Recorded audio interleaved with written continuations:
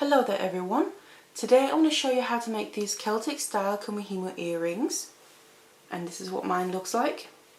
So you got this nice Celtic style knot, and I've used a Kumihimo braid to make it, and then I've gone through with a leather cord as well. So you get this kind of double effect with a different cord. You can also choose to do that however you want to and use whatever materials that you want.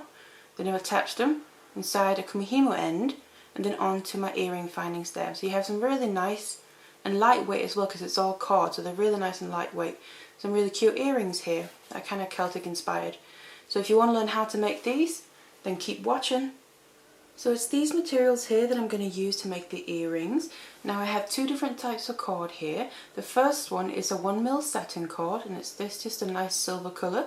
It's going to give a nice sheen, and it's this cord that I'm actually going to use to make the Kumihimo braid with.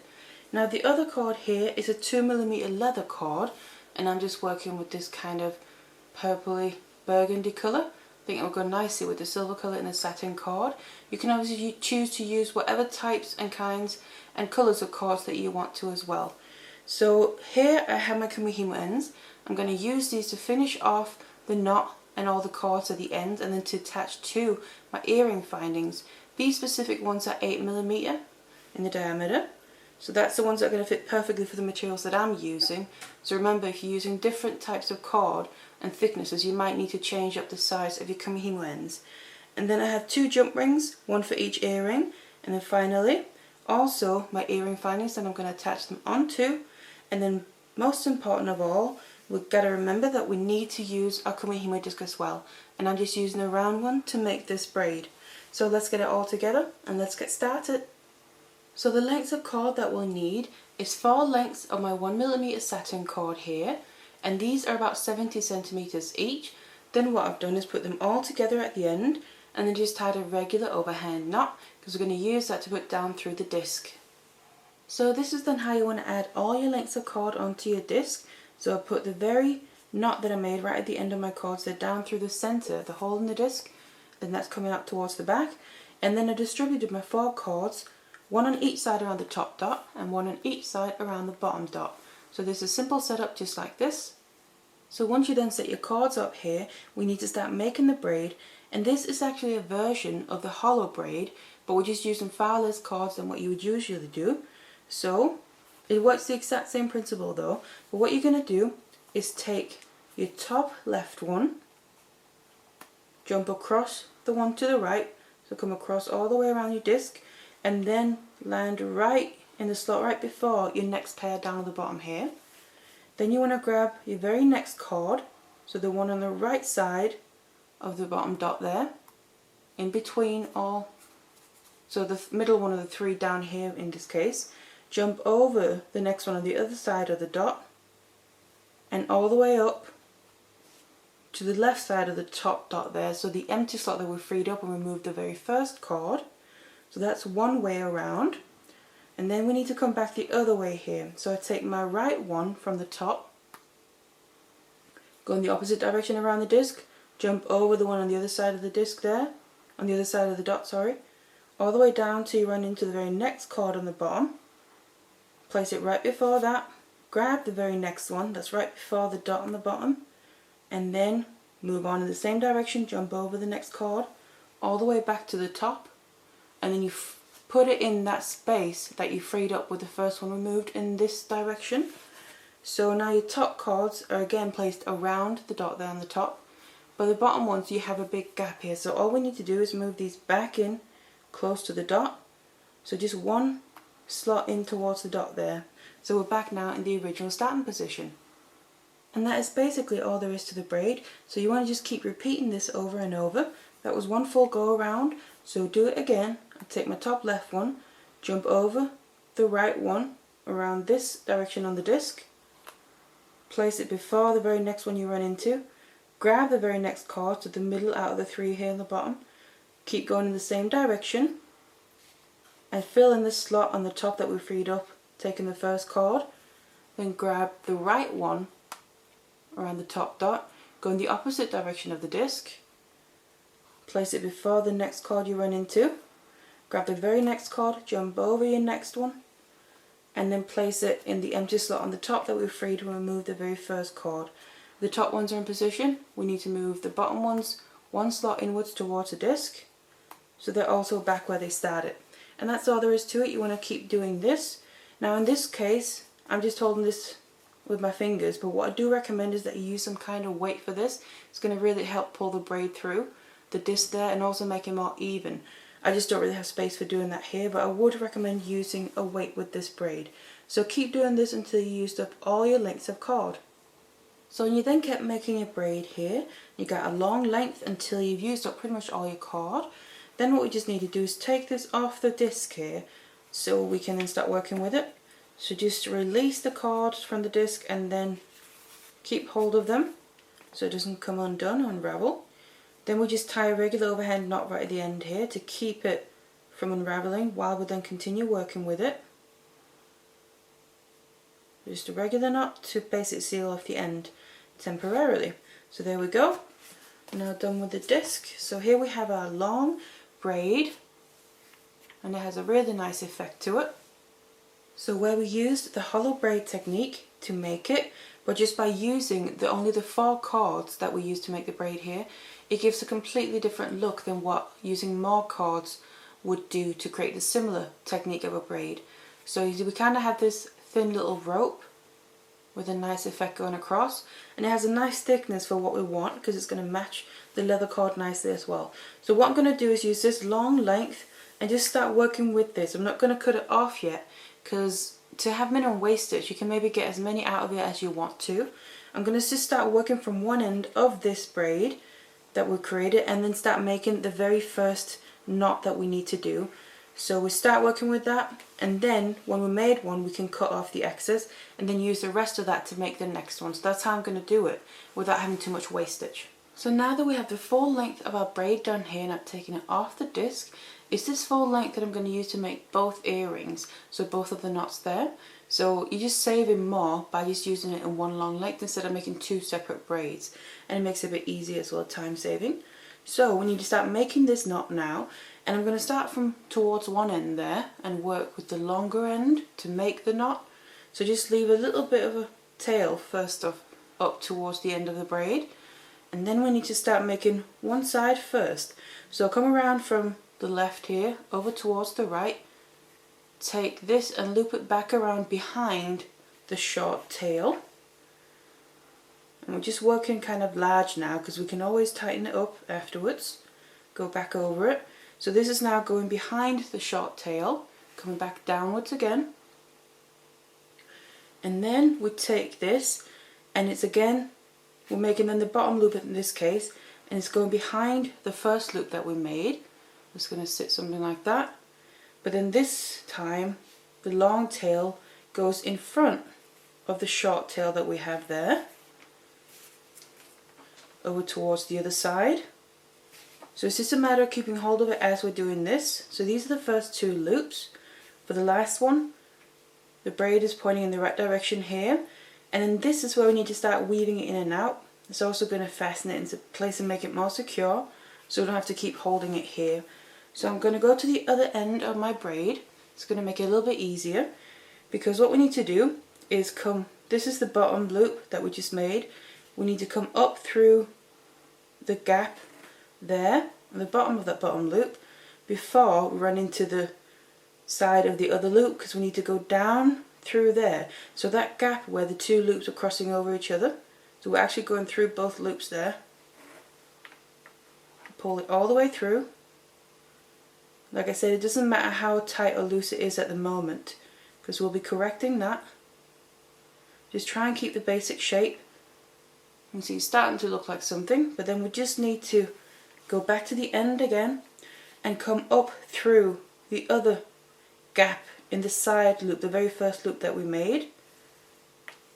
Pull it all the way through.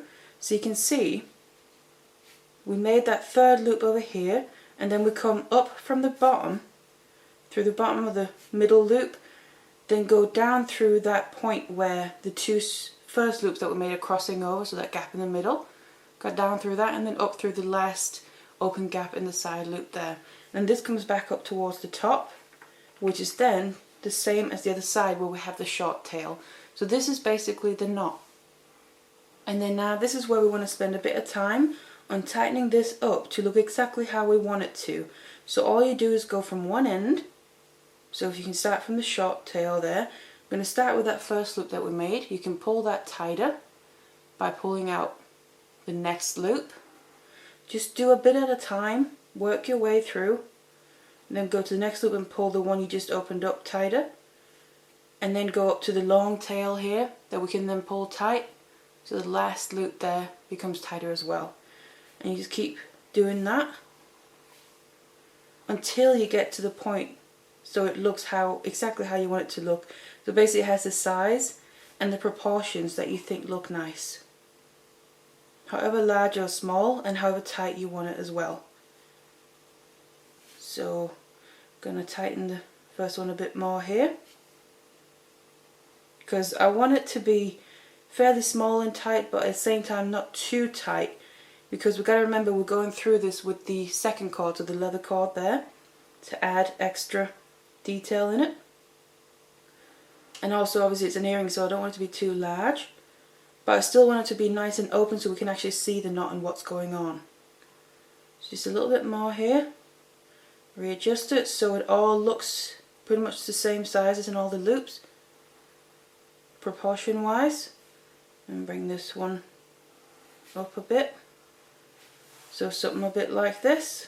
And then, if we're happy, I'm going to tighten up the first one just a little bit. So I think something roughly like this. And it's about here that I'm going to leave the knot. Then we can still adjust it also when we go through the next one, because it might open up a little bit more when we go through with the next cord as well. But this is then where I take my other cord, so that's just the leather cord that I want to use. Got this kind of burgundy coloured one. And you just basically want to follow the path that you've already done. So I'm just going to start from this side where I have my short tail. And then in this case I want this cord to kind of be lying on the outside the whole way through. So that means I'm going to go towards the left of this cord. And then just follow the path. So just do a bit at a time here. You can obviously turn it around how it's comfortable. So that means I come up below the first part of the side loop. Then we want to go down through the next gap there, where the following that alongside of that cord the whole time, up through the next one, and then we basically reach towards the bottom there. So I just want to pull a bit through, so I have a longer length to go all the way around. Back around the side, pull a bit more through around the side of this. So that means now this cord that I want, that I'm going through with now, that's going to be on the outside of the loops, which is exactly what I want. You can also do it on the inside, that's completely up to you, it depends on the look that you want. But I'm then going over the top part of the side loop on the other side, underneath that short tail, up through the next gap, and then pull it through. So every time we're kind of completing a loop here, you can pull it through so you have a nice long length to work with. So it's going to sit a little something like that for now. You can obviously still keep adjusting it. It might loosen up a bit as we're working with it, but that doesn't matter. Now it's time to do the bottom loop here. So I'm going all the way around that, come up through the bottom on the side loop, down through the next gap, and then I'm out towards the top. So we got the last loop left. So I'm coming around towards the side of that, over the top of the short tail there, remember that. Just follow along with the braid the whole way, and you shouldn't really go wrong. And if you do, then just look back on your knot that you've already made and see about just following that path. Up and then down. And then just need to come up through the last one here. And then my leather cord now is coming out in the same way, in the same place here that the long tail of my actual braid is as well.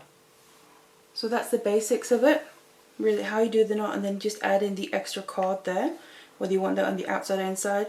You can obviously see it's a bit loose, it doesn't sit quite right just yet, but that's what all you do is continue just working with it a bit, adjusting it until you're happy with it.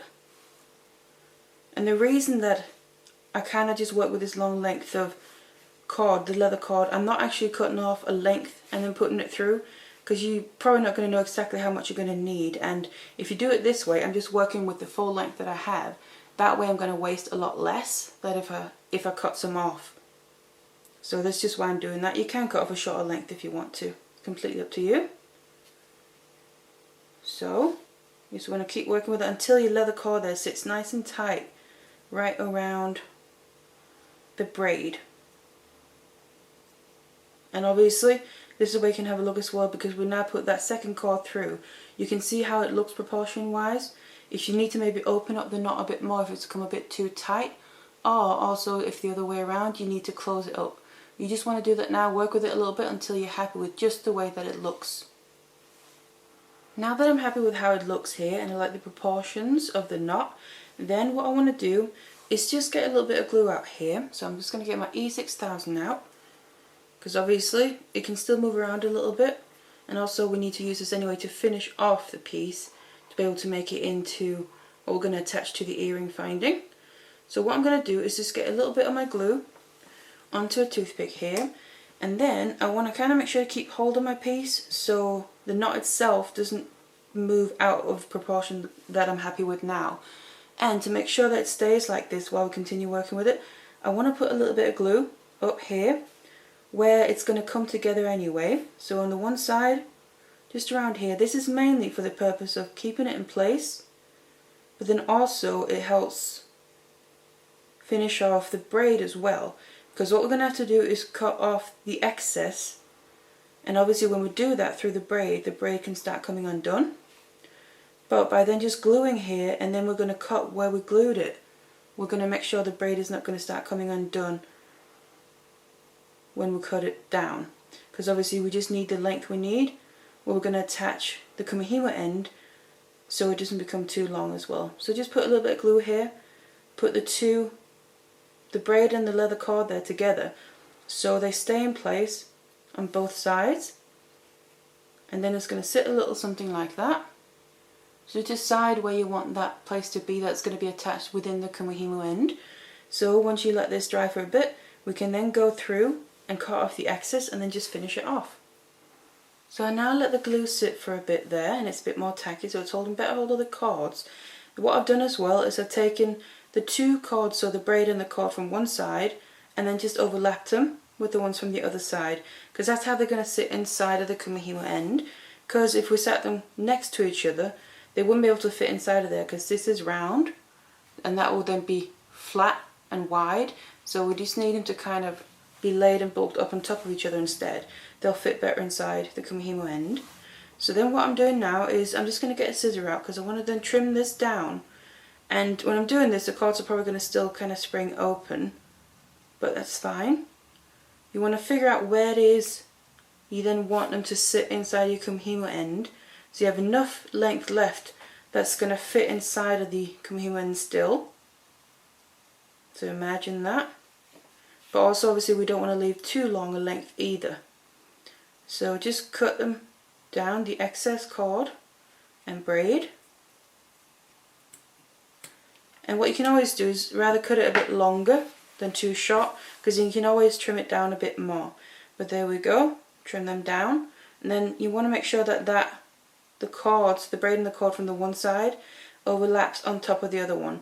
And you might just need to go in with a little bit more glue here, or you can just leave it, because we're then going to finish off the ends there with the Kumihimo end itself, which we're going to put glue in anyway.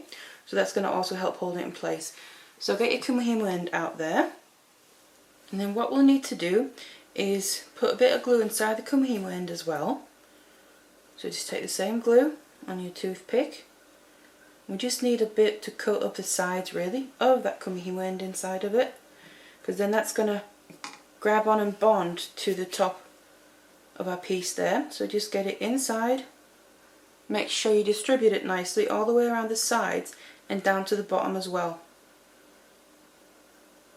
You also don't want to put too much in, because it's going to come spilling out anyway, because obviously we need to have room to fit all the ends of the braids there and the cord as well inside.